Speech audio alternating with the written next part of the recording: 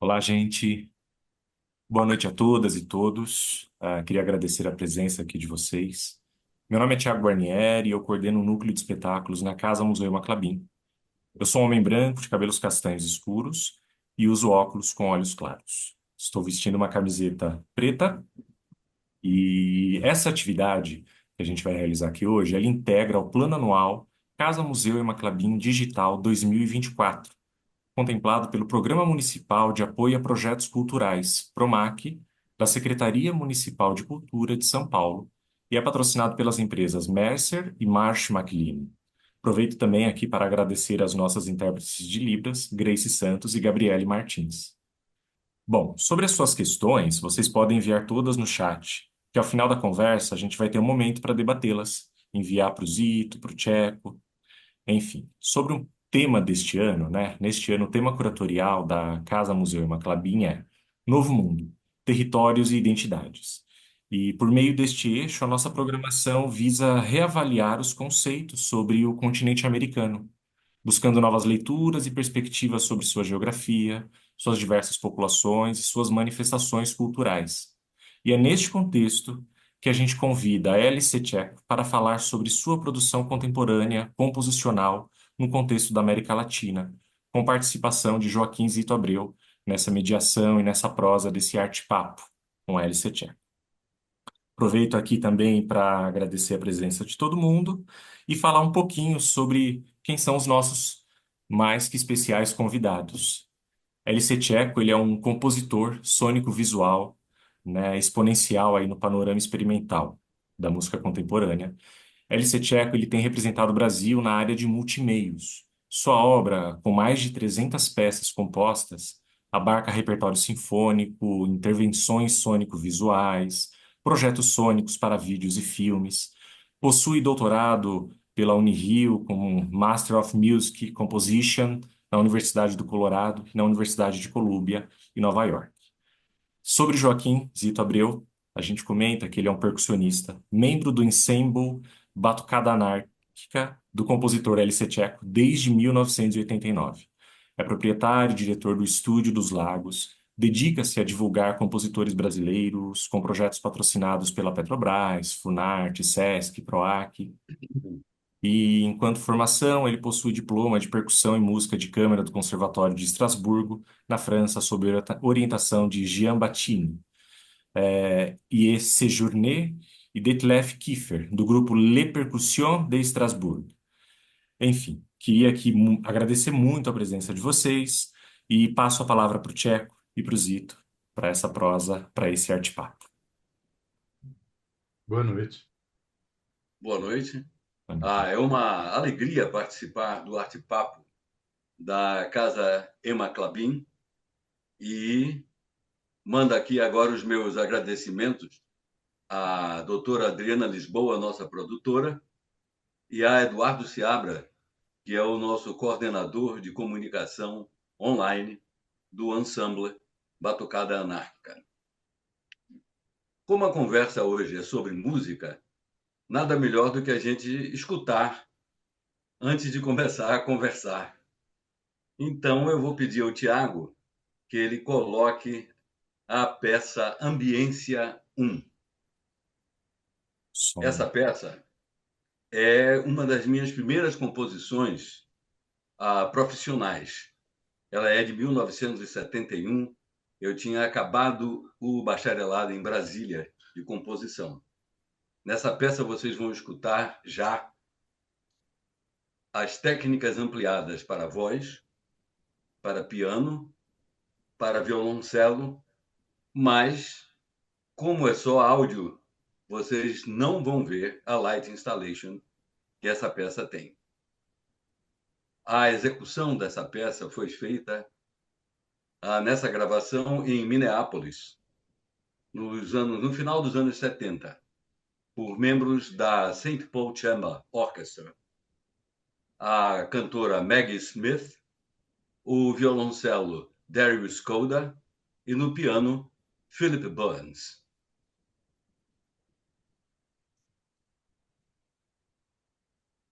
No meio da peça, Tiago.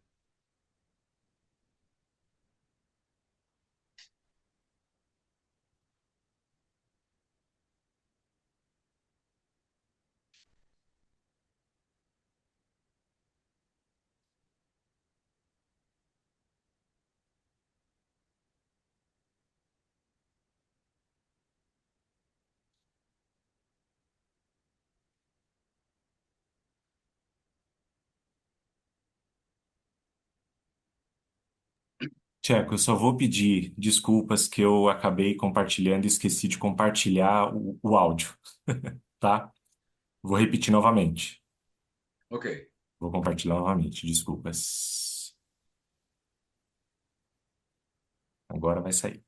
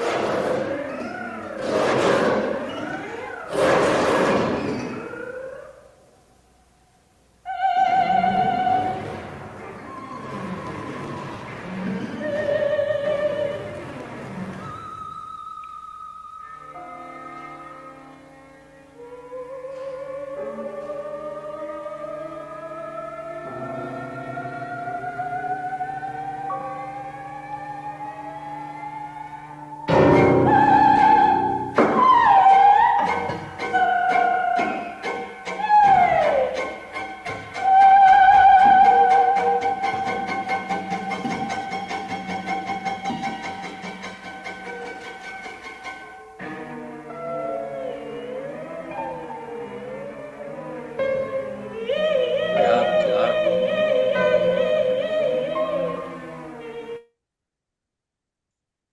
Então, começamos com uma peça de 1971, conforme eu falei para vocês, e agora eu vou pedir para o Tiago a tocar para nós vermos e escutarmos o Música Video Interfaces clipe curto, para vocês verem como é que funciona as light installations com a música. Logo depois vocês vão ter uma foto feita por Joana Traubitscheko, artista visual, minha filha. Eu estou na prancheta, altas horas da noite, compondo, para variar. É o meu processo de criação. Então, Tiago, música, vídeo, interfaces, clipe curto, apresentação.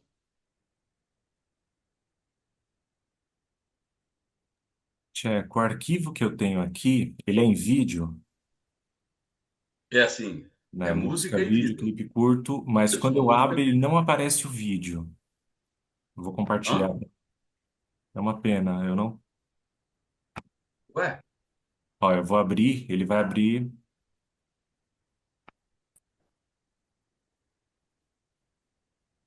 Sinto muito, mas aí não faz qualquer sentido. O arquivo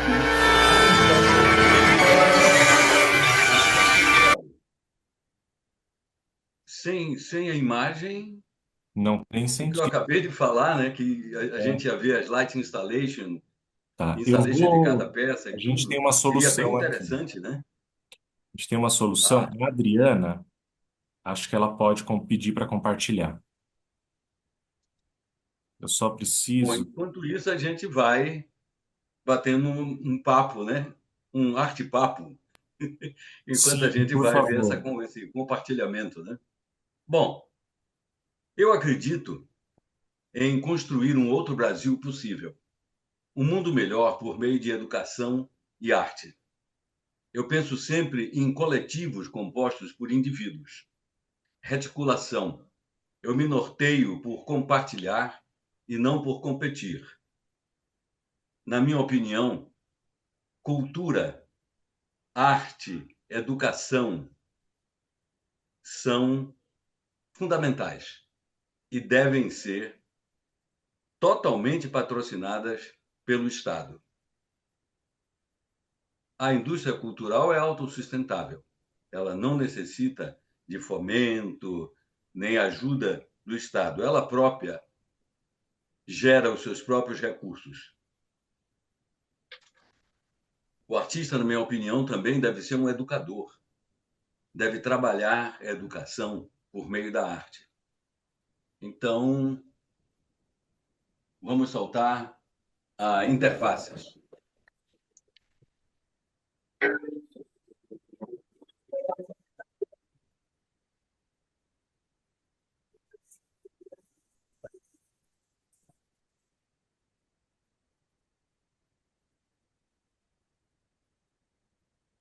Então é isso. Conforme vocês estão vendo, modifica bastante a percepção da gente quando a gente vê a Light Installation e tudo, né? O meu processo de criação eu considero extremamente produtivo, dado o número de obras que eu já tenho.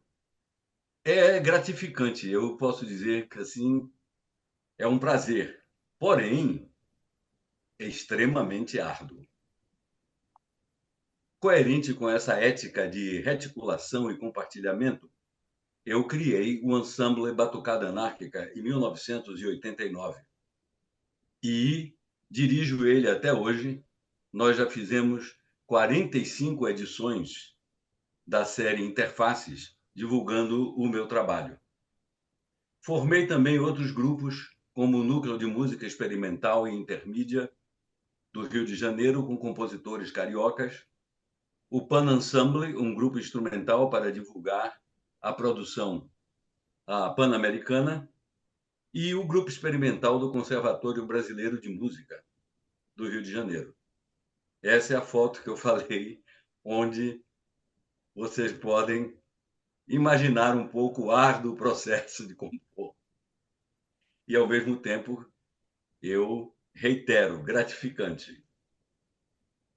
Desde os primeiros exercícios de composição, os meus primeiros passos em 69 na Universidade de Brasília, eu sempre trabalhei e compus com uma estética experimental. Aquela peça que eu toquei para vocês, a Ambiência 1, ela já dá uma ideia de como eu vinha trabalhando enquanto aluno.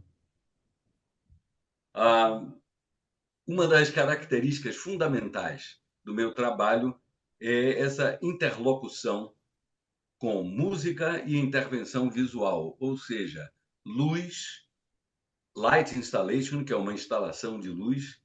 Cada peça possui uma light installation. Portanto, a essas alturas, eu devo ter 300 light installations criadas. O que é ótimo, eu vou continuando. Estou acabando de fazer uma peça para barítono com light installation também. Eu utilizo amplamente a improvisação, a indeterminação e a aleatoriedade, o acaso e a low-tech, baixa tecnologia.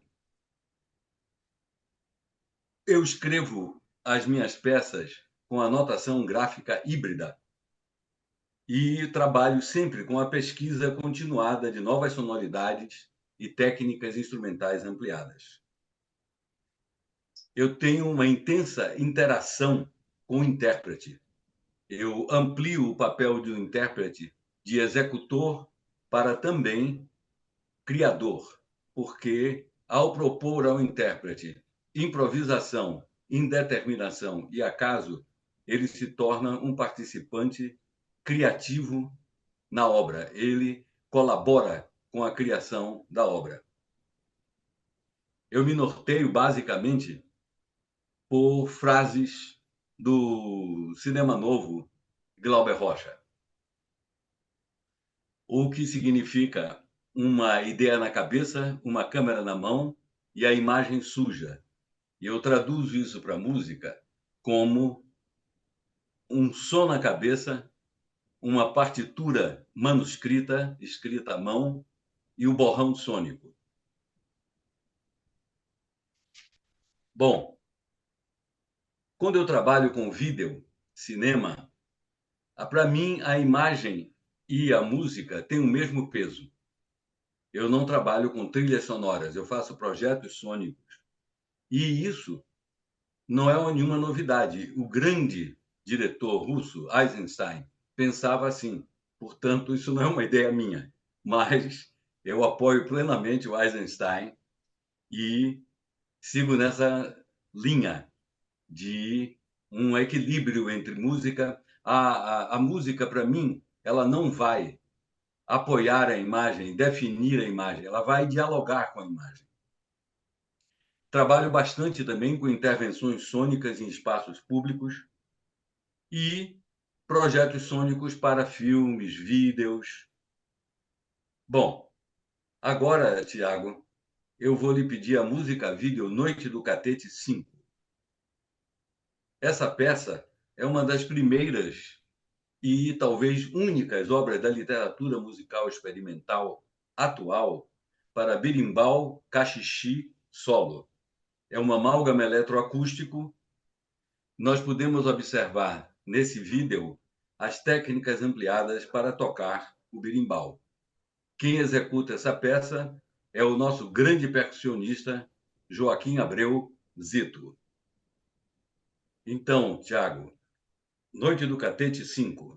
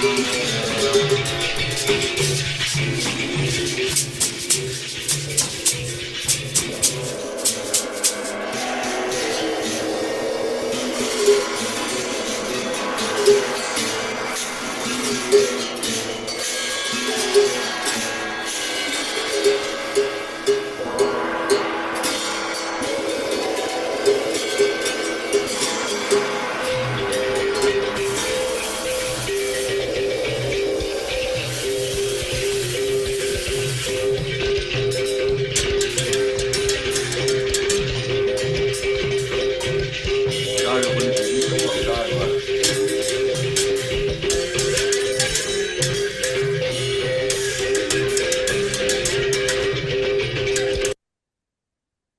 Obrigado. Bom, a nossa conversa agora foi diretamente para percussão e é uma conversa a dois. Portanto, eu gostaria que Zito falasse um pouco, o Joaquim Abreu, sobre o movimento da percussão erudita no Brasil e como ele, que foi um dos grandes alavancadores desse movimento nos anos 80, que ele falasse sobre isso, né? Esse cenário da percussão erudita no Brasil. Bom, primeiro, trabalho com o Tcheco desde 1988, são 34, 35 anos aí. Antes de entrar nesse assunto específico, vou falar sobre Noite do Catete 5, que a gente acabou de assistir um trechinho. Ele compôs 4 trilhas. São 4 percussionistas tocando, 3 pré-gravados e o solista ao vivo. É o mesmo instrumental que é utilizado nas 4 pistas. Não são as mesmas coisas que a gente está tocando. Eu gravei as 3 pistas, sobrepondo, e depois eu faço o solo ao vivo. É, esse solo é baseado em grandes toques de grandes nomes do berimbau da Bahia.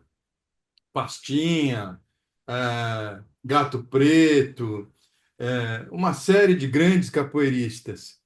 Eu passei um tempo no Forte Santo Antônio, lá em Salvador, há muitos anos atrás, isso há 20 anos atrás, estudando e jogando capoeira e estudando. Foi muito legal. Para fazer isso o mais autêntico possível, né? E, bom, enfim, como foi minha contribuição aí.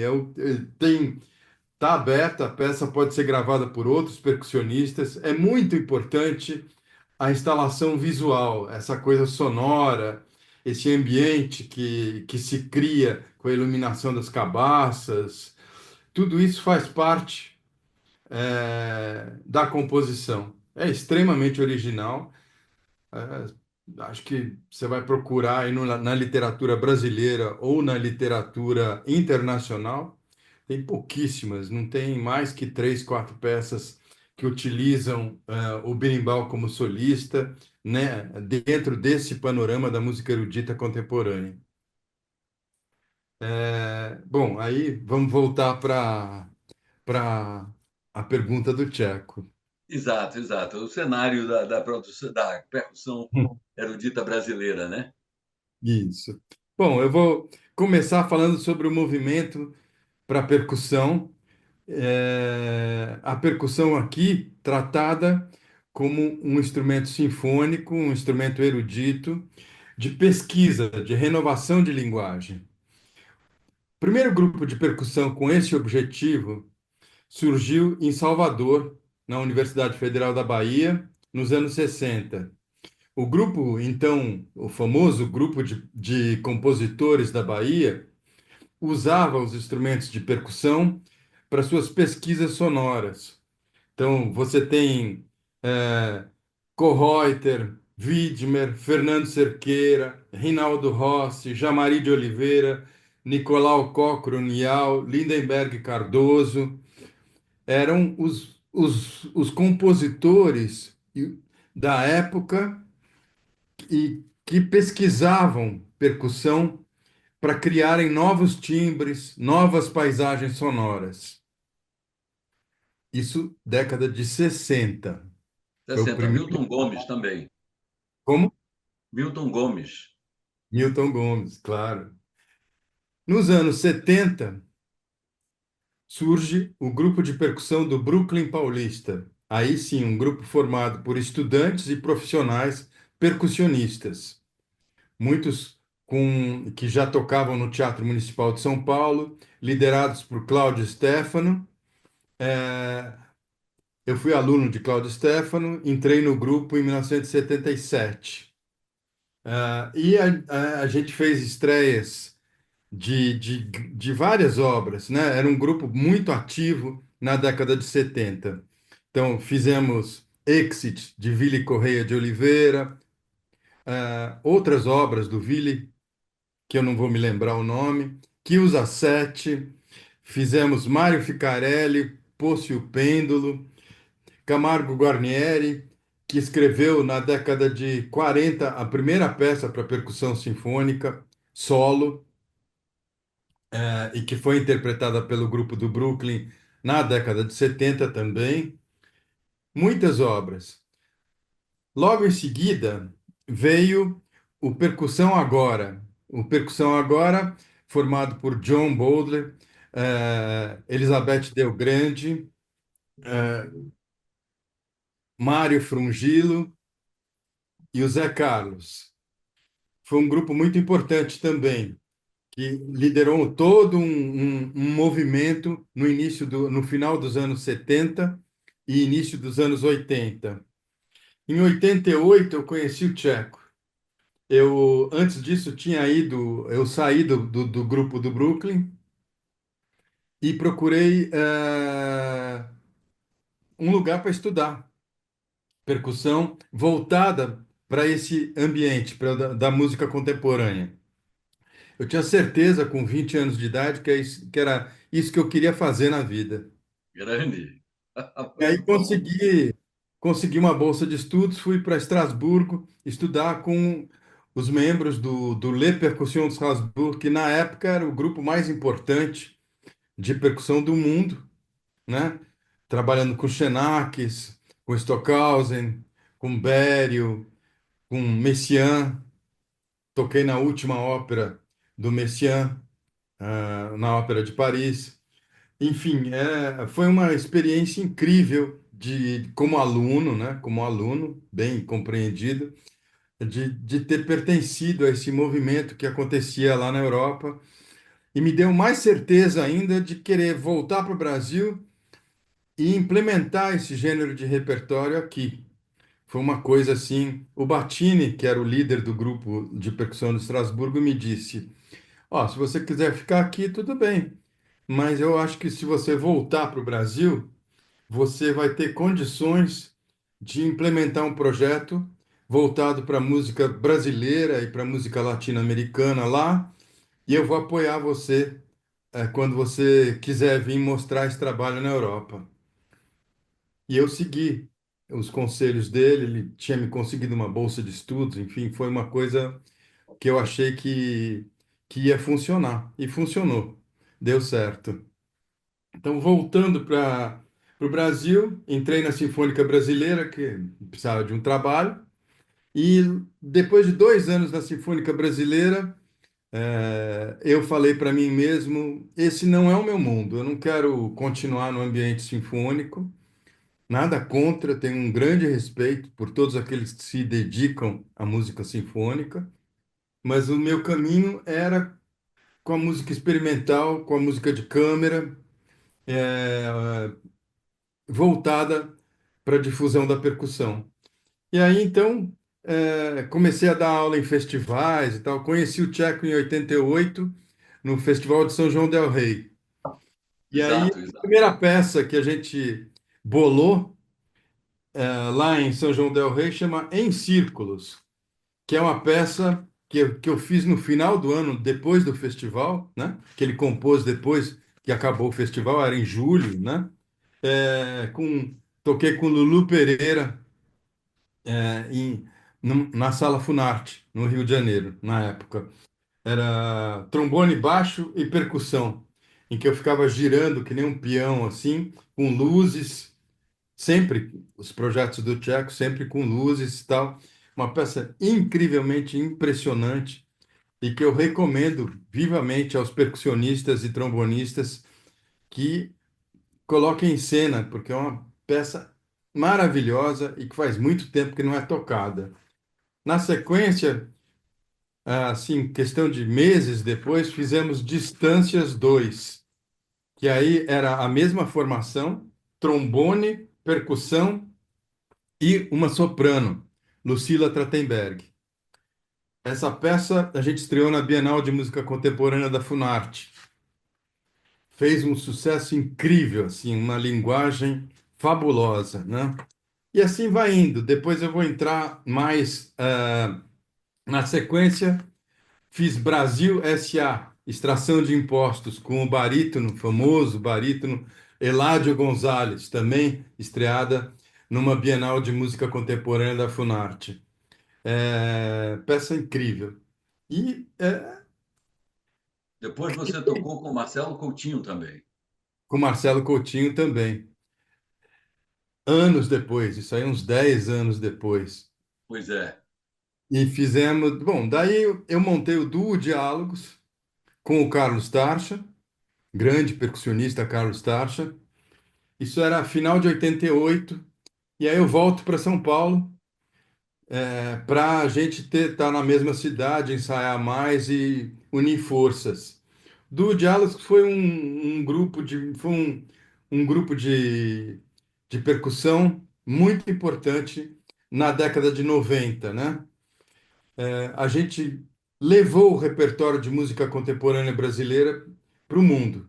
Começamos a tocar na Europa, o Battini me apoiou, o Christoph Kaskel apoiou o Tarsha também, e fizemos concertos na Rádio France, no Festival Aspect do Mozarteum de Salzburgo, na Sala Olivier Messiaen da Rádio France, em Bourges, VDR, Bremen, Berlim, Festival de Marselha.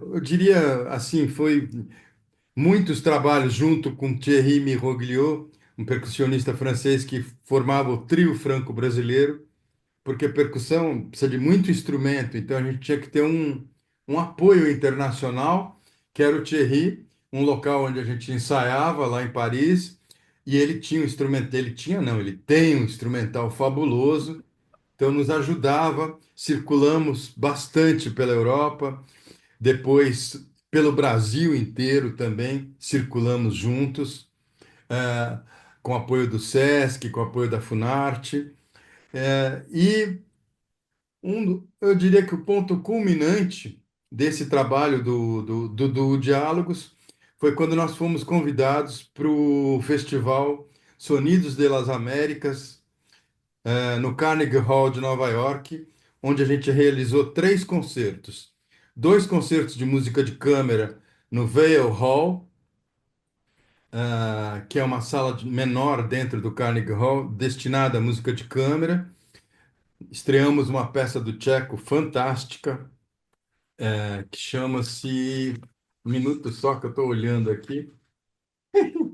Ah, bom, uma peça para tímpanos e luzes estroboscópicas. Tímpanos, tantãs e luzes estroboscópicas, que a gente gravou para um DVD do Sesc Percussão há pouco tempo atrás. A estreia foi lá no Carnegie Hall, eu e o Tarsha, o do Diálogos. Isso era 94, eu acho, 96. Eu creio, 94. E essa gravação é recente, é 2020, eu acho, que ainda não saiu. Até agora está enrolando para sair, né? Vai sair um dia. Daí, isso deu uma contextualizada na produção contemporânea brasileira, a nível, sobretudo, internacional. Deu uma repercussão impressionante assim sobre a qualidade dos compositores brasileiros, sobre a nossa criação musical e o quão essa linguagem de baixa tecnologia, como o Tiago estava falando, se inseria no contexto da produção internacional perfeitamente, no mesmo nível. Isso foi uma coisa inacreditável. E o Battini ficou assim surpresíssimo, falou: "Poxa vida, ninguém conhece, que incrível que vocês trouxeram isso aqui para a Europa, né? França, Alemanha, Áustria, Inglaterra, todo mundo, Estados Unidos, todo mundo vendo esse trabalho, né? Que coisa incrível!" E fico muito feliz assim de ter tido essas oportunidades, né? Vindo mais para frente, eu juntei com o Paulo Passos, fizemos um duo do Paulo Passos, Joaquim Abreu, isso a partir de 98 até os dias de hoje. E aí a nossa vontade era passear pelo Brasil, tocar esse mesmo gênero de repertório para públicos leigos. Então, nós fizemos projetos do Sesc Nacional de 50, 60, 80 concertos do Amapá ao Rio Grande do Sul. Com o Tcheco, a gente fez Nordeste, Norte do Brasil, turnê só com obras do Tcheco no interior de Santa Catarina. E para minha surpresa, né? Porque era uma coisa assim que eu tinha muita vontade de fazer, mas ao mesmo tempo dava medo, porque você vai tocar obras muito complexas para uma plateia absolutamente leiga, né? E para nossa surpresa, foram assim, o melhor público que eu já conheci na minha vida foi esse público leigo. Por As quê? plateias leigas são fantásticas. Concorda. não tem preconceito, não tem uma pré-cultura estabelecida, né? Não tem uma Exato. relação com o classicismo, com o romantismo, como as plateias europeias ou como as plateias de um teatro municipal têm. Enfim, elas estão abertas, elas recebem a Exato. Exato. informação. Ao mesmo tempo que acham uma coisa do demo, né? Uma coisa esquisita, tal, mas ao mesmo tempo causa um estranhamento e uma proximidade fantástica desse repertório. Eu queria que parar um pouquinho, vou continuar depois, vou colocar uma peça agora chamada Curva, que é uma peça de 1988, que é a primeira peça que eu conheço na história da literatura mundial, peça do Tcheco, que trabalha para dois percussionistas, luz, sombras e movimento. O movimento de tocar, o percussionista, ele gesticula bastante para tocar, né? E para produzir o som. Há necessidade desse movimento para se produzir o som.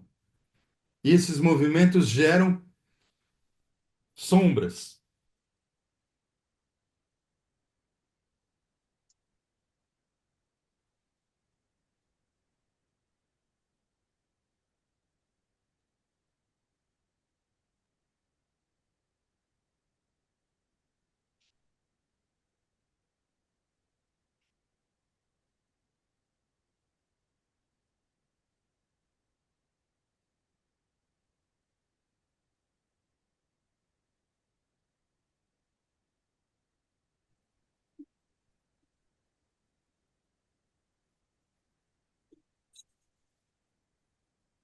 Tá, tá, tá sem som?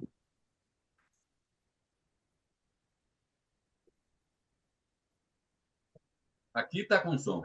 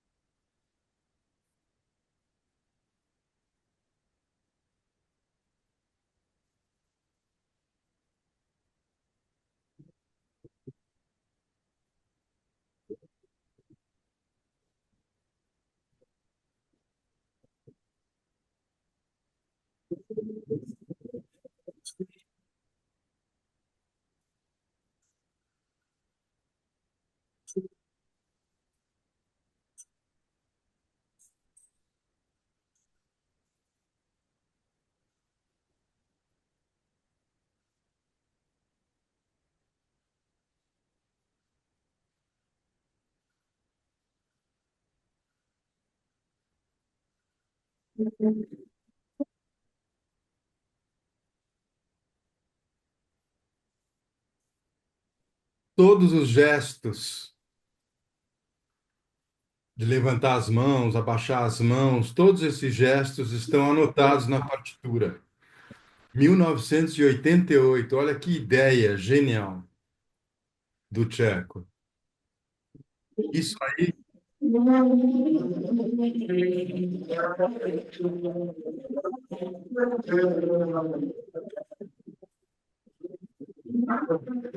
ok, tá ok. Vamos voltar para a palestra.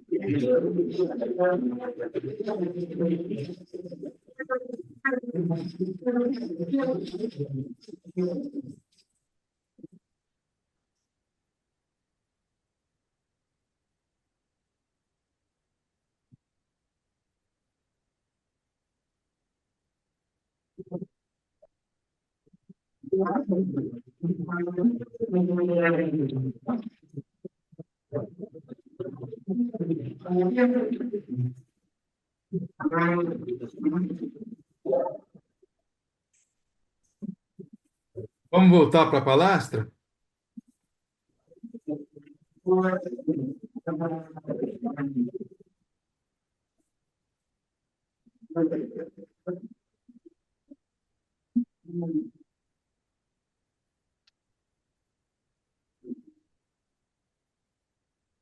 Ixi, deu uma encrenca aí.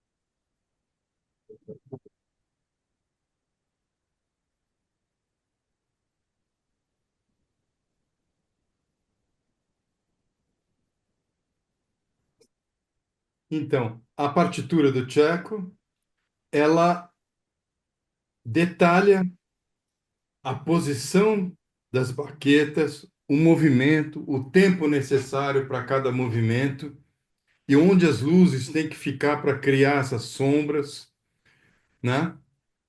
Na sequência, ele escreve uma outra peça mais impressionante ainda, realmente, aí com muito som, chama-se Volume em Sombras, né? Essas duas peças, a gente fez no Mozarteum de Salzburgo, a gente fez no Festival Archipel em Genebra, em Paris.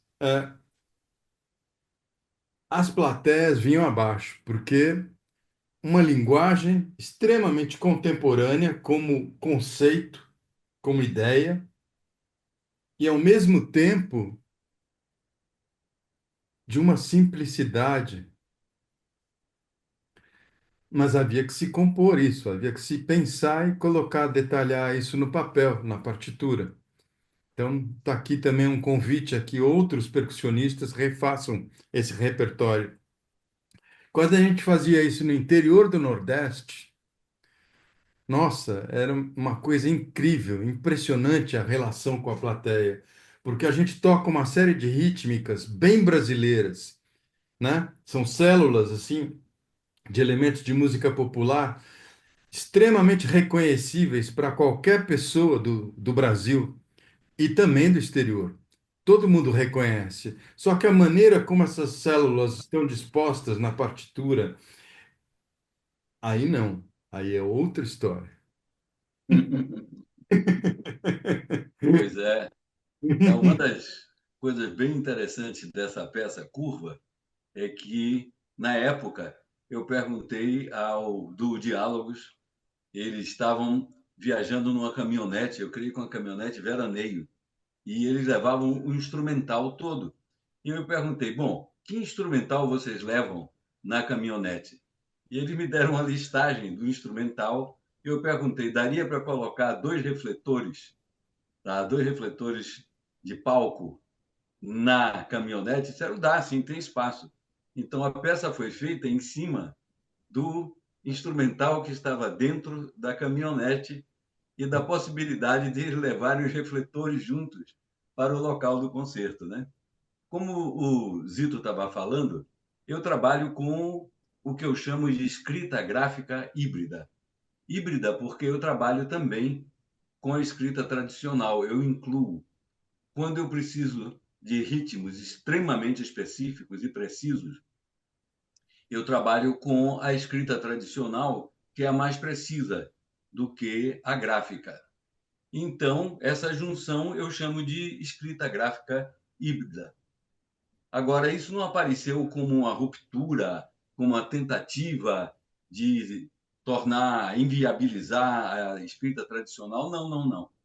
No meu bacharelado, quando os meus orientadores eram o Nicolau Cochrane Iô, o Rinaldo Rossi e Fernando Cerqueira, todos eles renomados compositores e membros fundadores do grupo de compositores da Bahia, que foi de 1966 a 73, que é um grupo icônico da vanguarda brasileira. Então, eles eram os meus orientadores de bacharelado. E nós discutimos bastante porque debatemos, porque a escrita tradicional não era compatível com o meu fluxo sônico, com a minha linguagem musical. Então, nós tentamos várias alternativas até chegarmos, primeiro, à situação de que havia um elemento de acaso, de indeterminação, e não havia uma previsão de compasso no meu fluxo sônico. Então, nós chegamos a uma cronometragem de 5 segundos. Esses 5 segundos não são cravados exatos. Aí vem a indeterminação. Eles são cerca de 5 segundos, ou seja, pode ser 4 segundos e muito, 5 segundos e pouco. O que não pode ser é 4 segundos ou 6 segundos. Aí a peça desanda.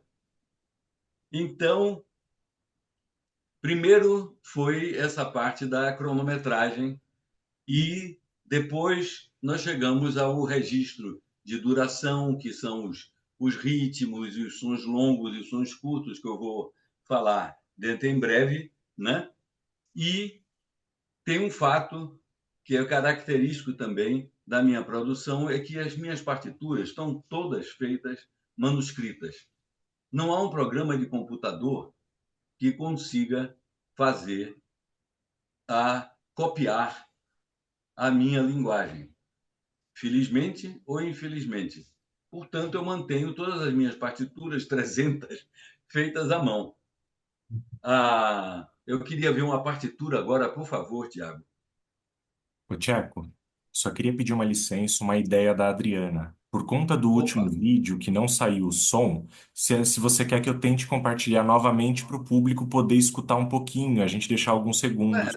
eu escutei o som aqui. Aqui saiu o som no meu computador, Mas certo? para o público não saiu. Acho, não sei se vocês têm. Opa! Podemos pôr Não, só não. para. E aí a Não, gente vamos Claro, volta a então. Não, partitura? vamos, por favor. Por favor, Boa. vamos voltar, que é isso. Vai ser breve. Acho que vai funcionar agora, tá? Eu peço desculpas. Ótimo. Peço desculpas, mas é isso mesmo. Vamos lá.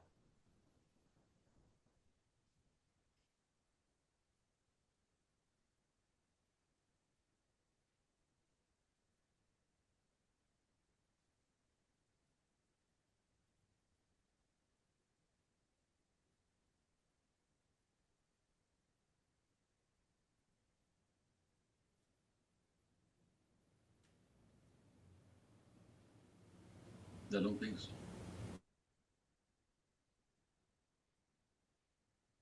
E agora sumiu tudo.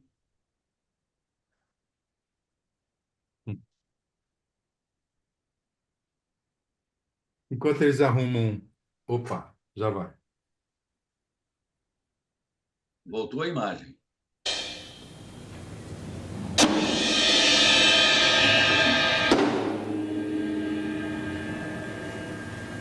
Tá rolando o som, Zil? Perfeito agora.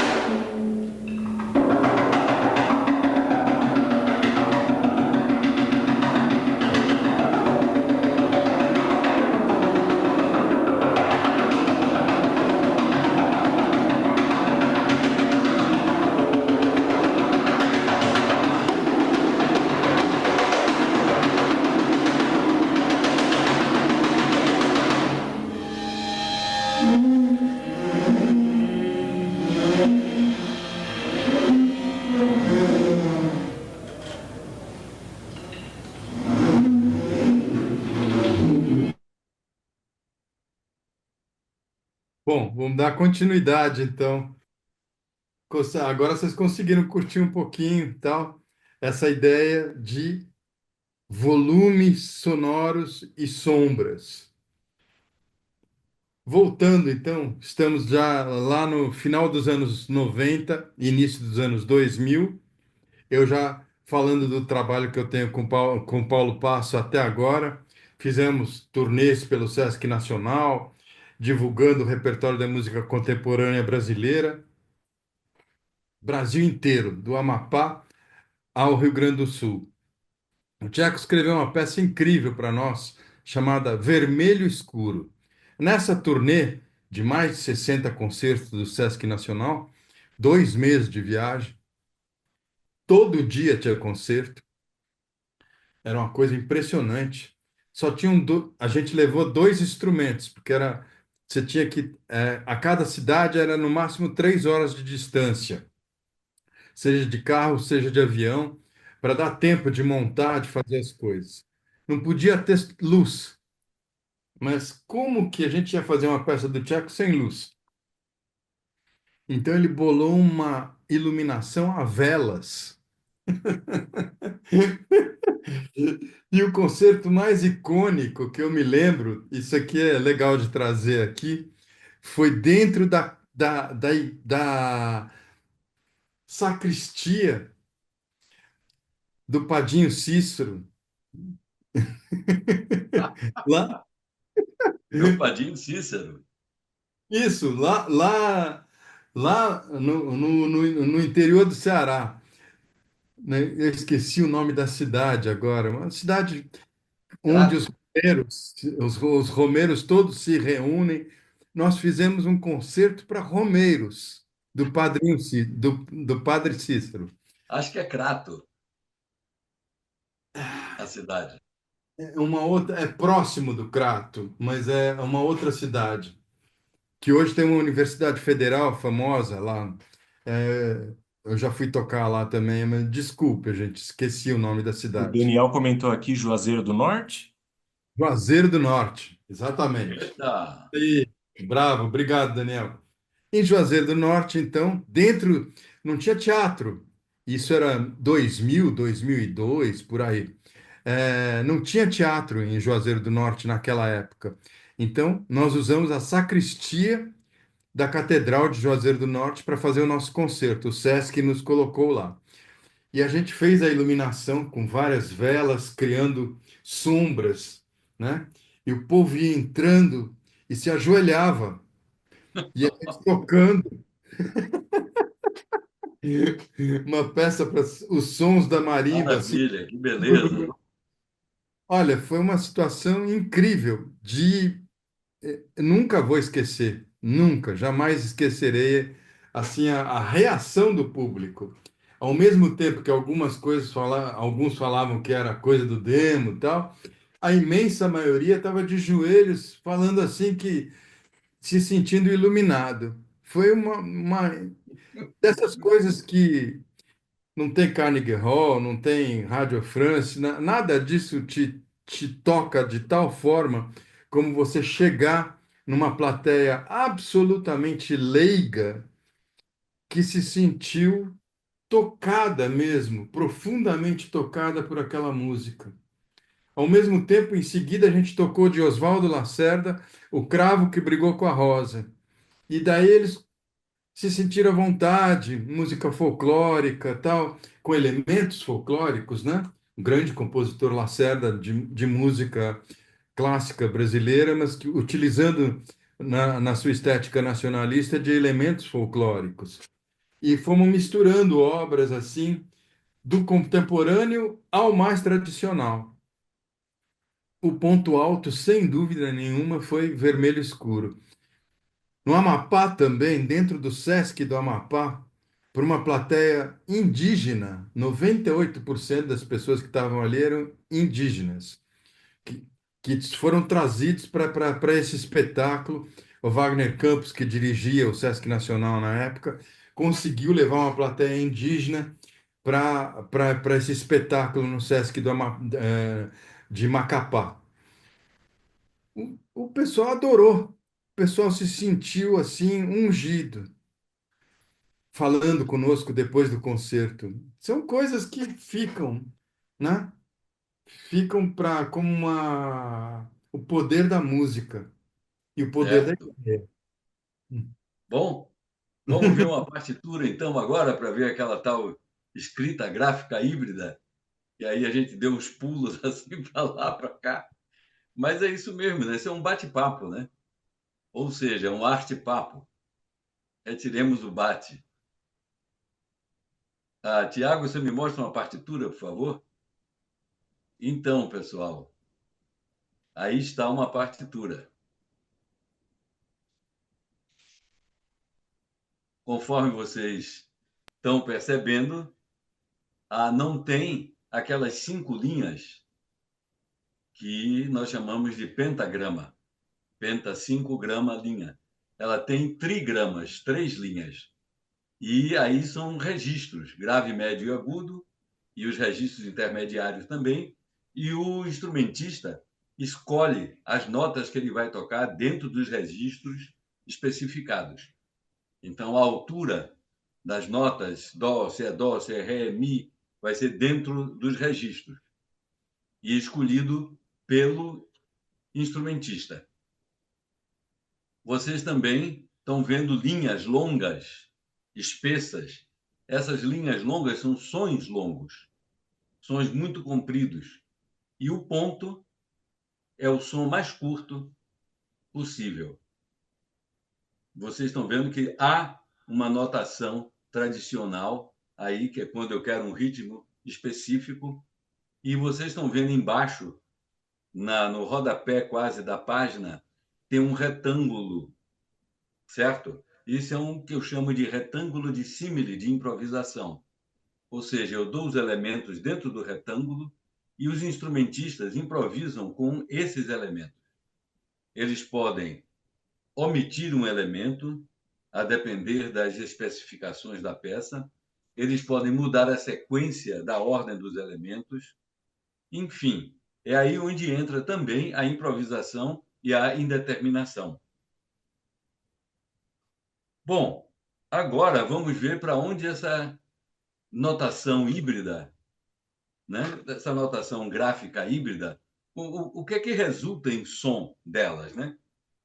Dessa toda essa história que vocês estão vendo que, de uma certa forma, é extremamente elegível, né? Os tracinhos lá em cima, entre cada traço, tem um período de 5 segundos, cerca de 5 segundos, né?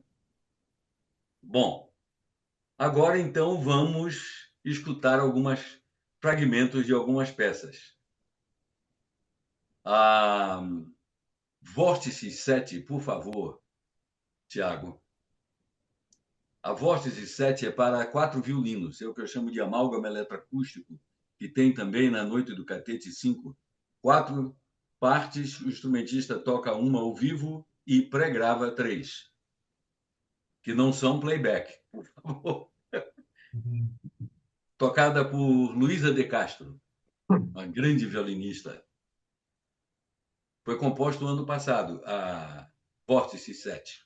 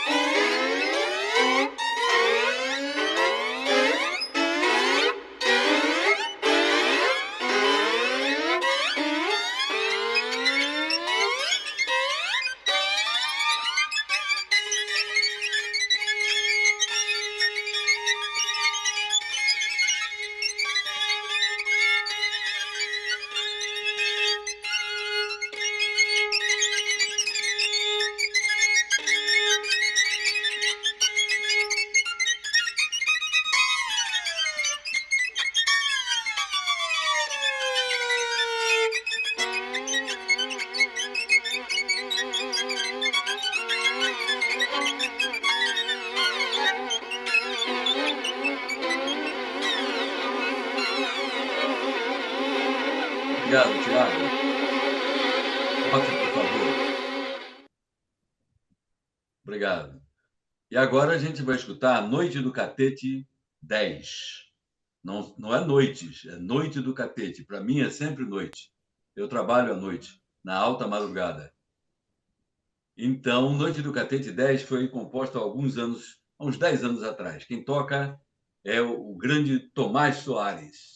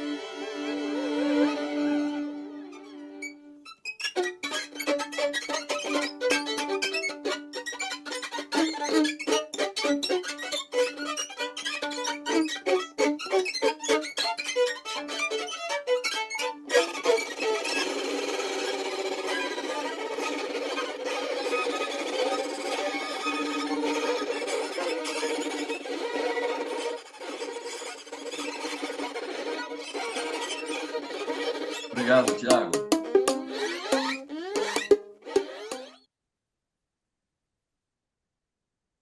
E agora vamos ver ainda uma outra partitura. Tiago, você coloca uma partitura para a gente dar uma olhada?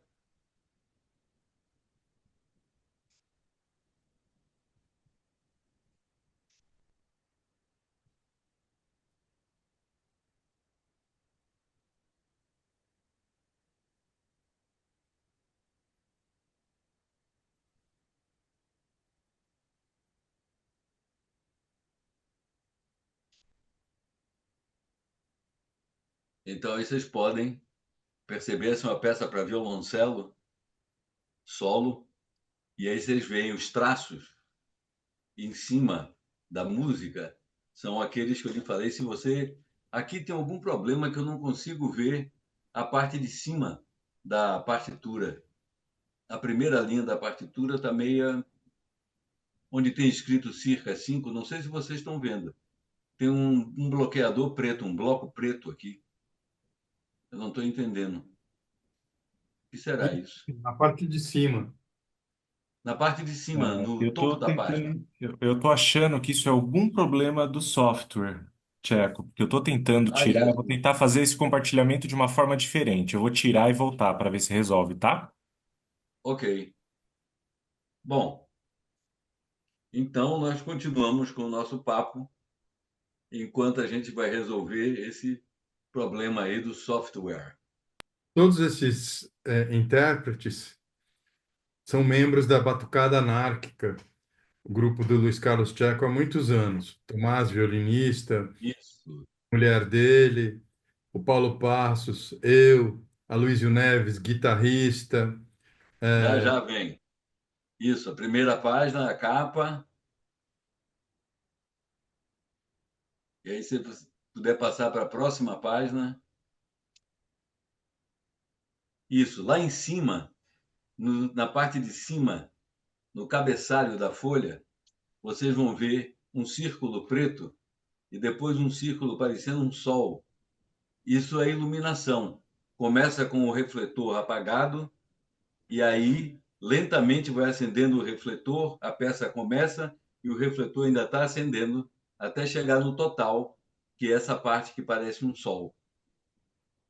Aí vocês estão vendo as linhas longas, espessas, que são os sons compridos, longos, e uma série de outras situações gráficas, né? A peça começa com um pentagrama, depois ela vai para um trigrama, então é por isso que a notação é híbrida. Bom, demos uma olhada na partitura, então vamos agora para uma outra. Vamos para mais som, porque estamos aqui por causa do som, né? Então, a Vórtices 8, por favor, Tiago. Vórtices 8 foi composta no ano passado para um quarteto de saxofones, também em amálgama eletroacústico. Quem toca é o fantástico Paulo Passos, o nosso multi-instrumentista.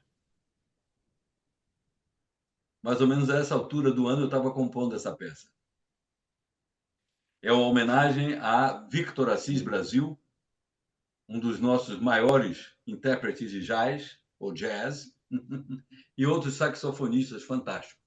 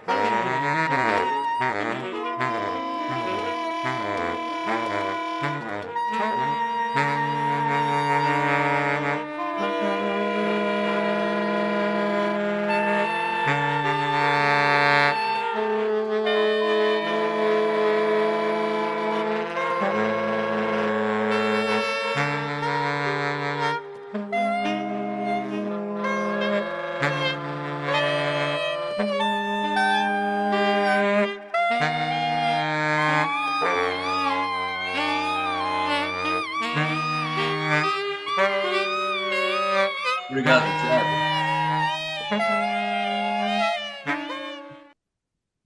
Então vamos agora para uma peça para voz, o mesmo sistema de amálgama eletroacústico, cantada pela magnífica Lucila Trachtenberg.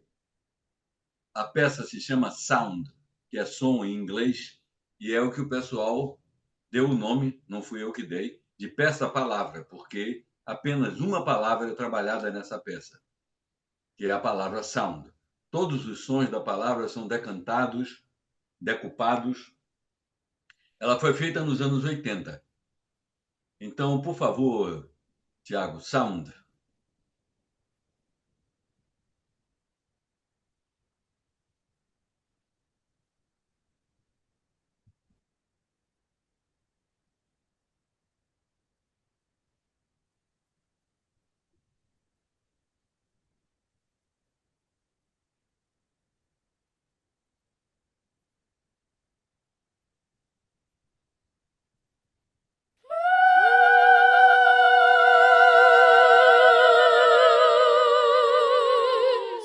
Uma dor que não se cala, Opa, pena que sempre outra atormenta. peça. Essa é a noite do Catete 2. Um brinco que sempre enleva.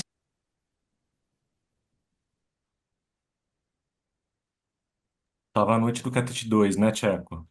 Eu vou ver Essa que entrou foi Noite do Catete 2. aqui na pasta que eu tinha aqui, eu não encontrei. Eu vou ver se eu acho em outra pasta. Só um Você minuto. não encontrou na Sound? Bom, vamos Nessa fazer o pasta, seguinte: não. vamos partir para a Noite do Catete 2, então, para não dar maiores confusões. Daqui a pouco o software começa também a se enganar. Vamos lá. Então, Noite do Catete 2, eu trabalho já com texto. E esse texto, geralmente eu escolho um poeta. Eu não escolho um poeta. A poesia aparece na minha cabeça dos poemas que eu já li, etc. e tal. Enfim, essa peça, Noite do Catete 2, é com o texto do Gregório de Matos, o famoso Boca do Inferno, que foi um dos grandes poetas brasileiros, baiano, na faixa de 1600, por aí, foi quando ele viveu e escreveu a obra dele. Mais uma vez, quem canta, Sound era também cantado pela Lucila Trachtenberg. Então, Noite do Catete 2, por favor. Essa versão que estava, né, Tcheco? Hã? Essa mesma versão que eu tinha dado play agora, né? Sim, sim, sim, sim, sim, por favor. Obrigado, hein?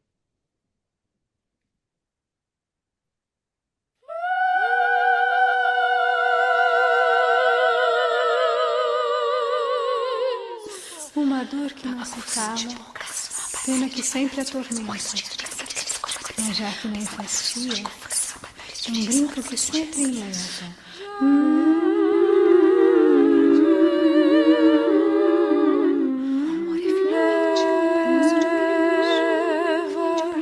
O amor é finalmente um embaraço de pernas, uma união de barrigas, um breve tremor de matérias. Um rebuliço de ancas, uma batalha de vigas, uma confusão de bocas.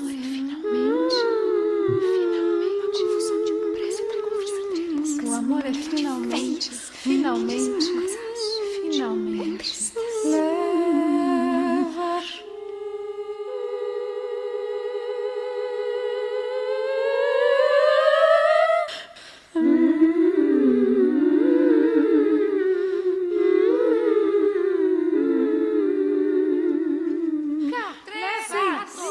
Isso já. Venha sem paz.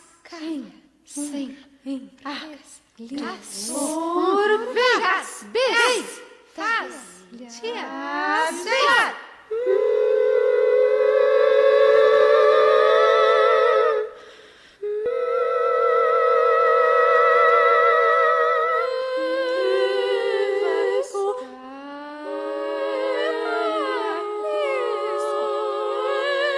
Obrigado, Tiago.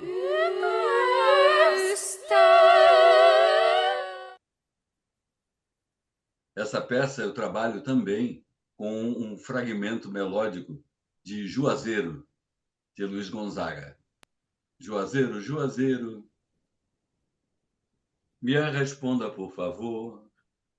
E a cantora canta com a boca fechada, ou seja, boca que usa, como a gente chama no jargão musical, mas sem a letra do Juazeiro, ela só canta a melodia.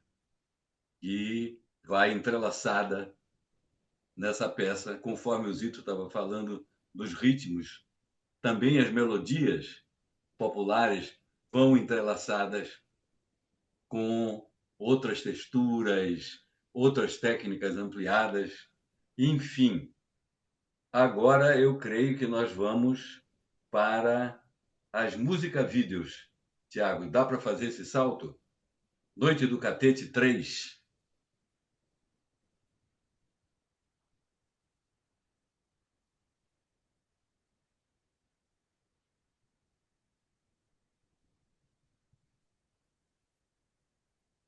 Imagem e som.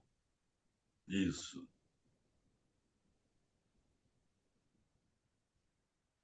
Ops.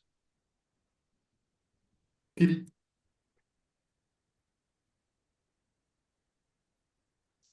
Quem toca essa peça, Sara Corrêa. Quatro piano.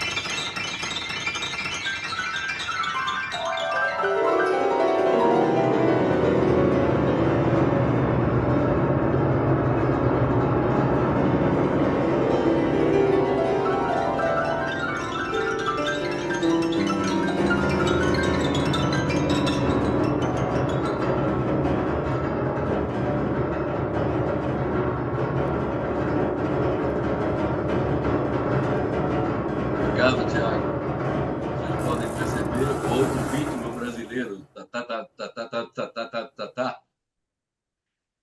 Bom, vamos agora para Canções do Alinhamento 8, que é também um amálgama eletroacústico, 4 guitarras elétricas, tocadas pelo fantástico guitarrista brasileiro Aloysio Neves.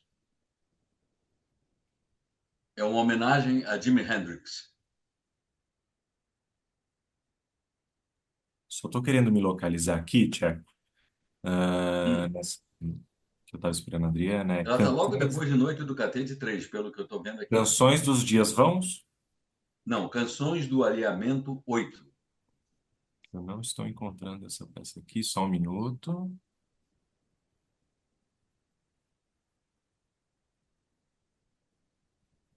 Então, para 4 guitarras, o Aloysio A 5 ou a faz uma 4, perdão. interpretação Canções. magnífica.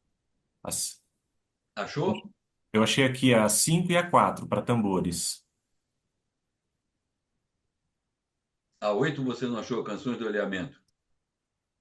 Imagem cênica aqui nas pastas. Estou Ela olhando. está no fragmento das músicas vídeos.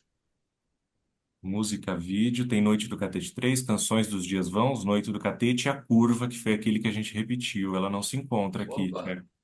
aqui teria Canções do Alinhamento 8, Canções do Alinhamento a Canções dos gente tem Dias lá Vãos na. 9. Hã? A gente vai ter lá na pasta tambores dois arquivos chamado Canções do Alinhamento 5 e a Canções dos Dias Vãos 4 com Joaquim Abreu. Não, aí já está mais adiantada, depois, já bem depois. Deixa eu ver se eu encontro nas pastas anteriores, mas não consta aqui. Canções dos Dias Vãos 4, a gente É que gravou você ontem. acabou de Foi- gravar ontem. Acabamos. A peça é de 1999. Tinha sido tocada diversas vezes ao longo desses anos, mas não tinha uma gravação integral. E ontem a gente realizou isso aí. Maravilhosamente. Parabéns, Zito.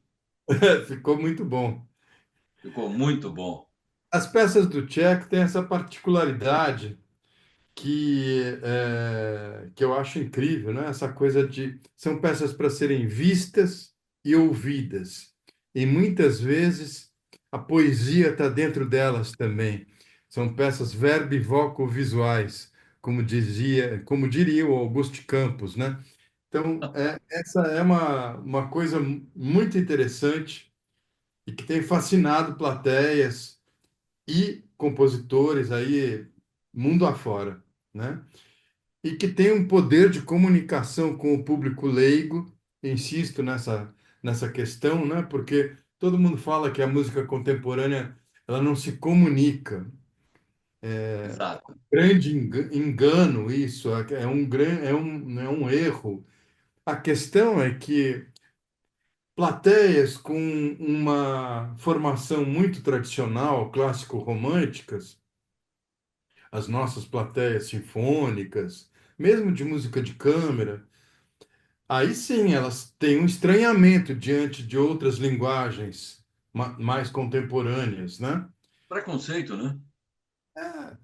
Um estranhamento, não, além de preconceito, é alguma coisa que foge à tonalidade, foge ao padrão, né?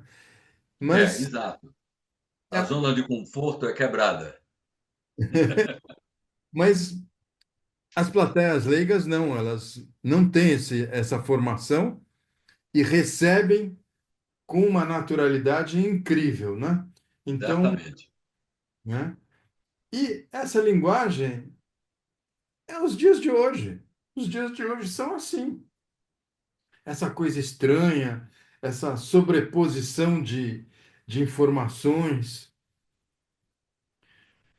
Sem dúvida. É Queria a velha Então, só. história, né? O pessoal em 1800, 1700, eles escutavam a música da época. Que estava sendo composta naquela época, naquele momento. Não havia uma gravação para eles escutarem a, aos cantos gregorianos, nem nada disso. Bom, vamos ver agora. Opa,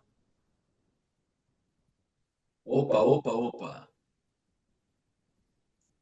Canções do Alinhamento 8. Isso.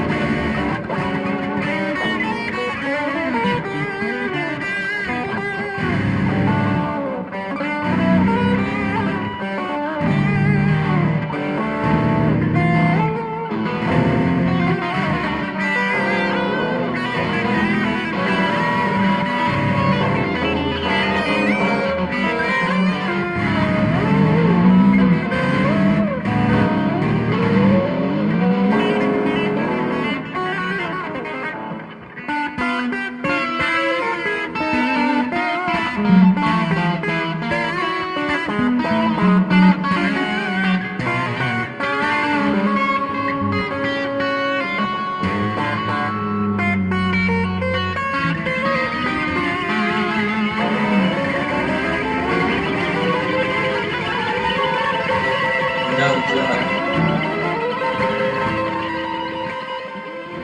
Nessa peça, Canções do Elemento 8, há a inserção de 2 fragmentos de peças do Jimi Hendrix, Purple Haze e Bleeding Heart, que eu trabalho juntos com o meu vocabulário. Então, eu gosto de dizer que eu estou tocando junto com Jimi Hendrix, de uma certa forma. E essa peça é uma homenagem à geração 68, da qual eu faço parte, e que eu particularmente chamo da geração desperdiçada. Mas isso é outra história, outro arte-papo, e aí a gente faria em outra ocasião. Tiago, Canções dos Dias Bons 9, pode ser? Para clarinetas com o incrível Paulo Passos, mais uma vez. Claro, Conforme vamos. disse o Zito, todos membros do Batucada Anárquica.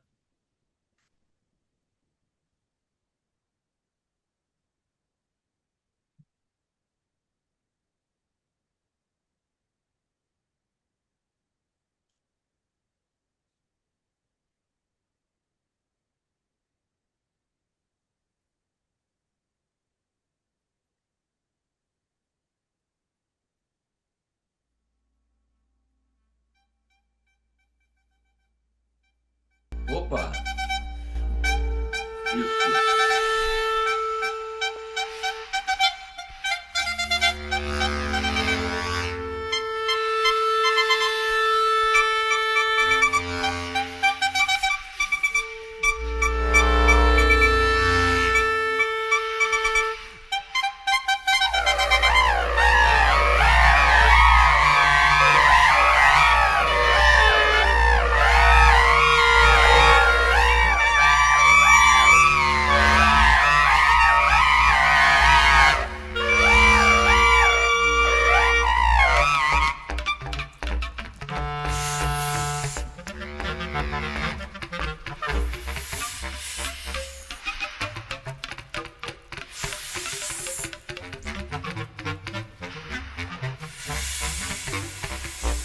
Bom, obrigado, Thiago. Vamos agora ver a Noite do Catete 7, que aí todo o conjunto toca. A Batucada Anárquica toda toca, juntamente com o fantástico violonista Luiz Carlos Barbieri.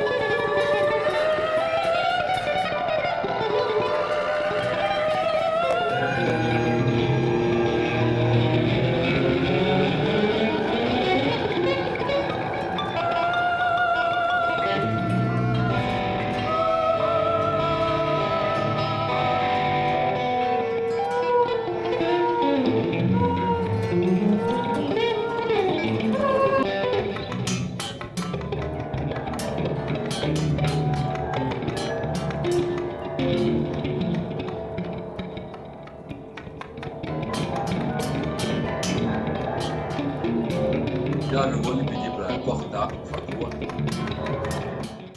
Nós vamos para o registro interfaces 45.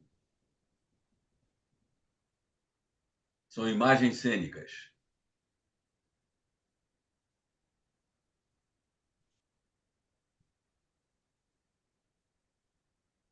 Então, vou mostrar rapidamente para vocês como é que as Light Installations são registradas, não só para um concerto, um interfaces, como também como elas estão registradas na partitura, porque tudo isso é especificado com um certo nível de precisão.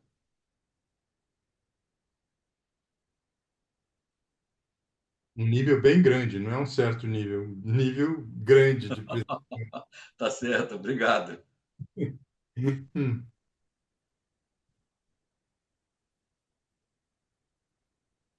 Acho que. Será? Não, não, não. Essa é a música. Ah, é somente partitura, Tiago. 45, interfaces 45. Tá, só um minutinho, Tiago, desculpa. Pois não, oxente. Eu reitero que esses concertos são experiências muito enriquecedoras para a plateia, pois há uma interface entre música, imagem, palavra, poesia, filmagens, algo realmente diferente e único no universo composicional brasileiro, né? Não estou aqui para tietar, mas para falar. É, é, eu trabalho, são mais de 120 obras que foram escritas para mim por diferentes compositores, grandes compositores brasileiros, Ailton Escobar, Flor Menezes, Eduardo Álvares, Luiz Carlos Tcheco, Paulo Chagas, né? E você, cada um com sua linguagem, cada um com sua expressividade, sua importância, né? E o Brasil precisa de conhecer melhor essa produção. Opa, aí está. Então, vocês estão vendo, são várias peças e cada peça tem uma light installation que está desenhada, certo?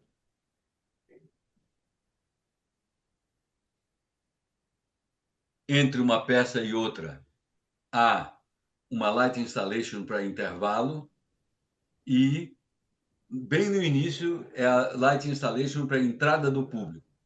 E no final, o último quadrinho é a light installation para a saída do público.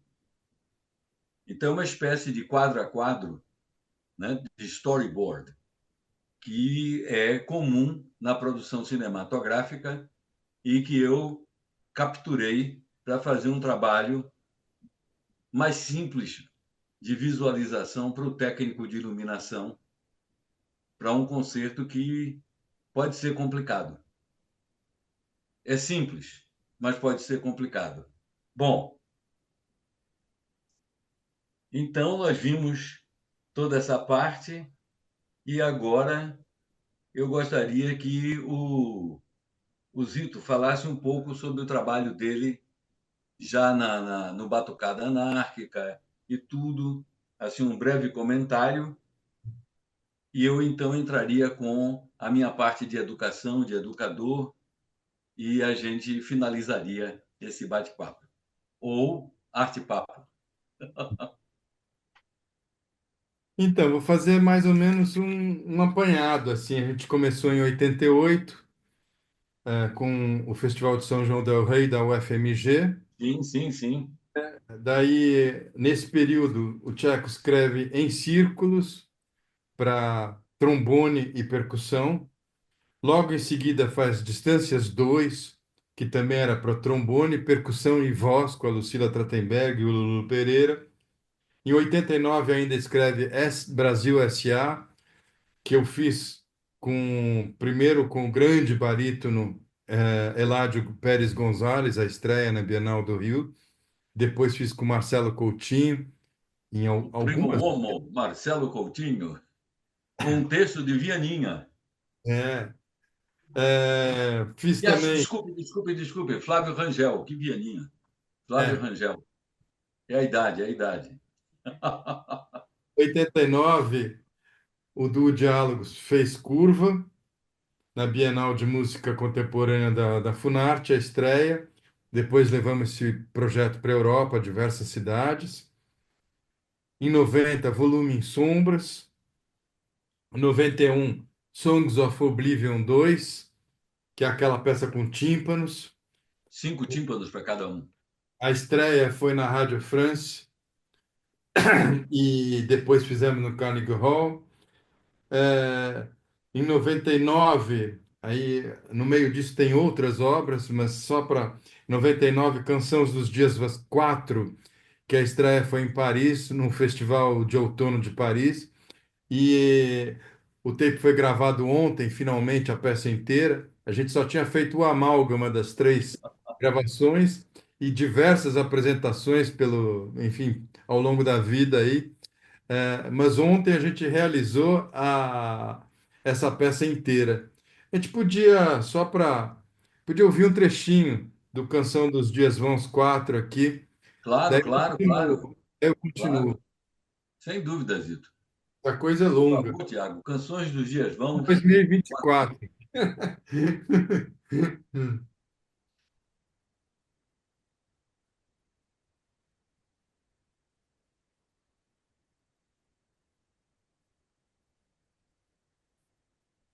Só carregando aqui, gente. Como? Não, bem.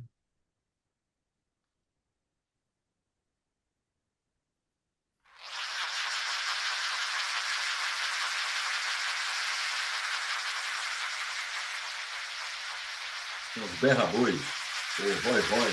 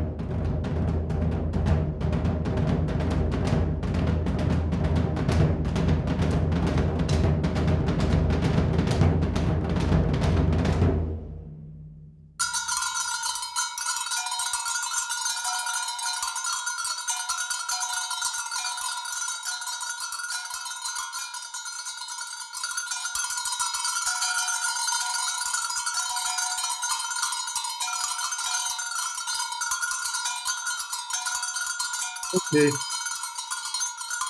Obrigado, Tiago.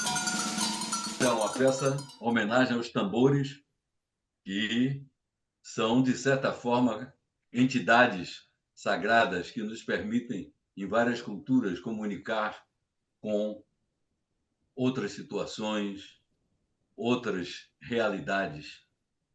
Então, os tambores têm um papel importantíssimo na nossa vida, na humanidade, e é uma homenagem aos tambores. Bom, agora vamos à oficina de linguagem musical, que é um projeto de educação e educação musical que eu trabalho desde 1971 e uma oficina que nasceu de um debate, de uma discussão muito continuada e muito prolongada com os membros do grupo de compositores da Bahia, Milton Gomes, Rinaldo Rossi, Fernando Cirqueira, Nicolau Cochrane, a gente conversava muito sobre educação e educação musical.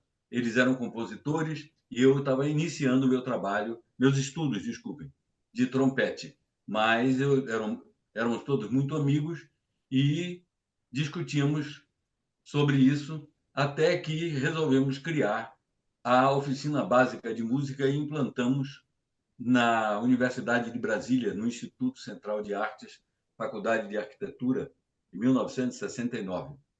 Eu fui monitor da oficina e os professores eram o Rossi, o Cerqueira e o Nicolau Cochrane. Logo depois, eu criei a oficina de linguagem musical, não era mais a oficina básica de música, e implantei no Colégio Taguatinga Norte, que fazia parte da rede de ensino público, ensino médio, e do qual eu fui forçado a pedir demissão pelo diretor do Colégio Taguatinga Norte, na época, 1970-71, que era um agente da repressão infiltrado na administração e que viu um conteúdo subversivo no trabalho de oficina que eu estava realizando. Eu fui obrigado por ele a me demitir. É a ditadura que não voltará nunca mais. Enfim, na oficina de linguagem musical, eu trabalho com escutas diferenciadas, ou seja, a escuta focal, escuta periférica, a horizontes sônicos próximos, a longa distância, a média distância. Eu trabalho com imaginação e memória sônica, processos de criação, processos de improvisação, de registro musical. Trabalhamos com o registro textual, com o registro oral, gráfico híbrido. E a dinâmica de grupo dessa oficina é toda embasada na dinâmica de grupo da música de câmara. É a elaboração da cidadania e civilidade por intermédio da música. Basicamente, o que a oficina propõe é a ativação e a elaboração dos processos intuitivos de cognição e criação. Bom, agora nós vamos ver um vídeo curto, bem curtinho, de uma oficina recente que eu fiz no Espaço 23, do musicoterapeuta José Henrique Nogueira, lá no Rio, para professores, terapeutas, no Espaço 23. Certo? E depois algumas fotos das crianças. Eu trabalho com crianças a partir de 4 anos também, nessa mesma situação, música experimental, escutas diferenciadas. O retorno que as crianças me dão é de uma gratificação enorme. Eu aprendo muito com as crianças. Então, o vídeo agora da OLM do Espaço 23.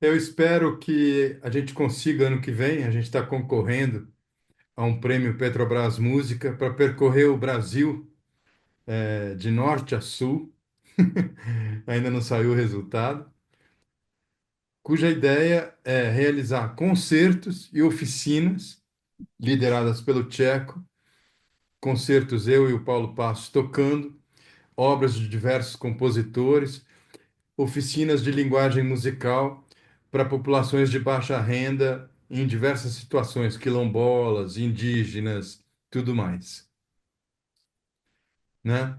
É, populações de periferia. É, é muito importante esse trabalho. Ele, como educador também, todos nós, né? Todo músico tem que se preocupar com a educação. Eu lecionei muitos e muitos anos na Escola Municipal de Música do Teatro Municipal de São Paulo, formação de músicos sinfônicos, séria. Tenho vários alunos tocando em orquestras sinfônicas, Brasil e fora do Brasil também. Pontapé inicial foi dado lá na Escola Municipal de Música. É lógico que eles fizeram outros cursos posteriormente, né? Uma andorinha não faz verão. Eu comecei o trabalho e eles seguiram em frente, né? Pois Onde é, uma das preocupações, além de uma formação sólida sinfônica tradicional, era que eles tivessem a mente aberta para esse gênero de repertório também. Não quero que todos venham a fazer isso aí, cada um de nós escolhe o seu caminho, mas que eles conheçam e que eles tenham essa abertura para esse gênero de obras, né? Todos eles têm. isso. A oficina de linguagem musical foi sediada pelo Seminário de Música Pro Arte, pelo Conservatório Brasileiro de Música do Rio de Janeiro e pelo Circuito Universitário. Eu sou convidado como professor, a visitante, e faço a oficina no Circuito Universitário e de Espaços Culturais. Por muitos anos, praticamente desde, sei lá, 1900 e quando eu cheguei aqui no Brasil, 1982, e essa oficina foi criada, conforme eu falei, em 1971. E, bom, estamos chegando à conclusão do Arte Papo.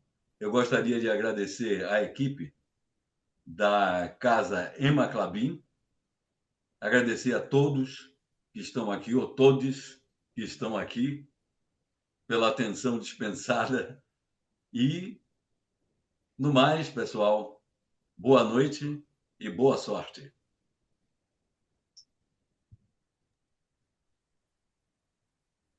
Boa noite, gente. Tcheco, Joaquim, queria muito agradecer você.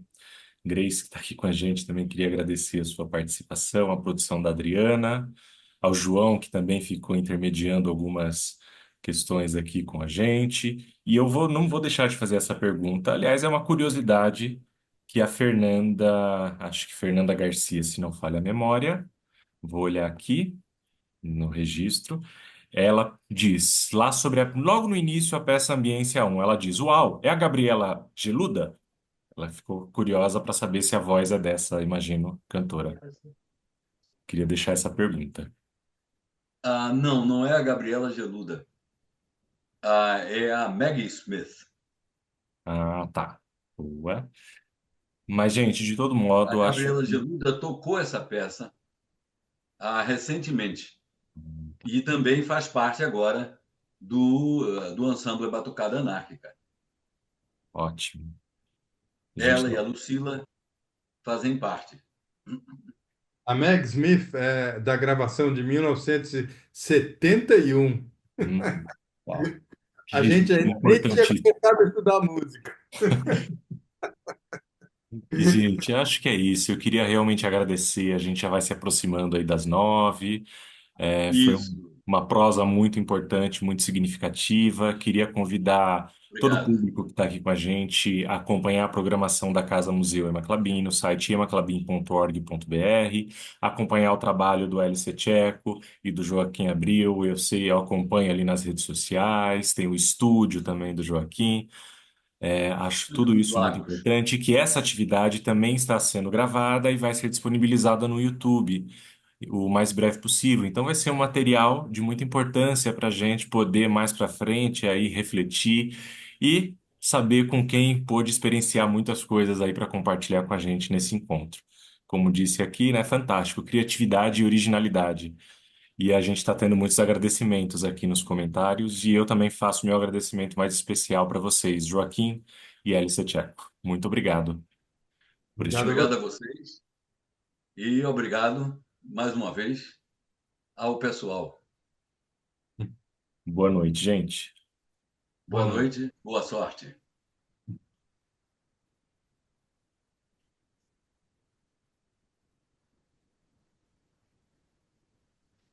Obrigado ao pessoal de Libras.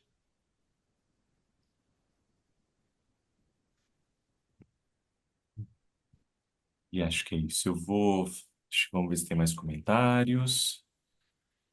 Agora Temos nós a congelamos. Garcia agradecendo, deu tudo certo.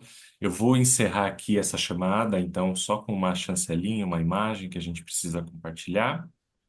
Mas é isso, gente. Estamos todos agora prontos para o descanso e pela felicitação aí desse encontro, dessa prosa. Muito obrigado. Boa noite. Sem dúvida. Vamos celebrar daqui a pouquinho.